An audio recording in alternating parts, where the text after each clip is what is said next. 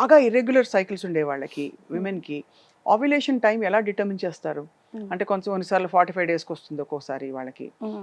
Menstrual cycles అనే PCOS and PCOD చాలా common problems అయిపోయాయి ఇప్పుడు.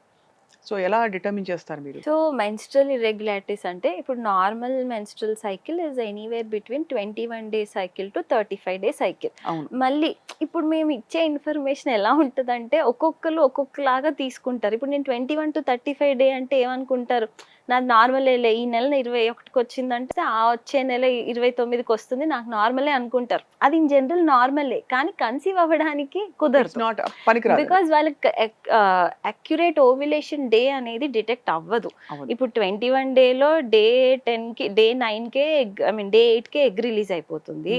అదే 28 డేకి డే 14, 35 డేకి డే 21 రిలీజ్ అవుతుంది. సో వాళ్ళకి ఎలా తెలుస్తుంది వాళ్ళది ఎప్పుడు అని?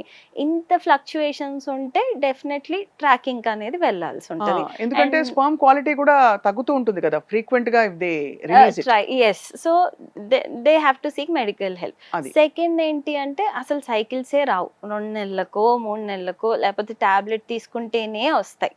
That's when we intervene. We have to look at causes, చూస్తాం ఇంకేమన్నా కాజులు ఉన్నాయి దాన్ని బట్టి ట్రీట్ చేస్తాం. కొందరికి 45 డే సైకిల్ వస్తుంది ప్రతి నెల, right from they menstruate and puberty నుంచి కరెక్ట్ 45 డేకి సైకిల్ వస్తుంది. Right. అలా కరెక్ట్ ప్యాటర్న్ లో వచ్చినా ఒక్కసారి if they planning to have kids, pregnancy plan చేసుకోవాలనుకుంటున్నారు అంటే బేసిక్ హార్మోన్ ప్రొఫైల్ ఒకటి చేయించుకొని ఇఫ్ ఎవ్రీథింగ్ ఇస్ నార్మల్ నేను వాళ్ళకి చెప్తాను, you try on these dates and come back after 3 months అని. అది.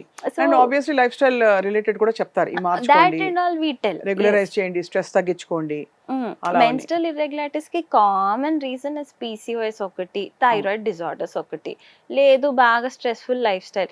ఈవెన్ కొన్నిసార్లు ప్లేసెస్ మారినా కూడా, ఇప్పుడు నేను ఇక్కడ ఉన్నాను, సడన్ గా నేను ఎటన్నా వేరే కంట్రీకి షిఫ్ట్ అయ్యాను, that will also affect my menstrual pattern. అది డెఫినెట్లీ కదా. So, అంటే కోల్డ్ కంట్రీస్ కి దానికి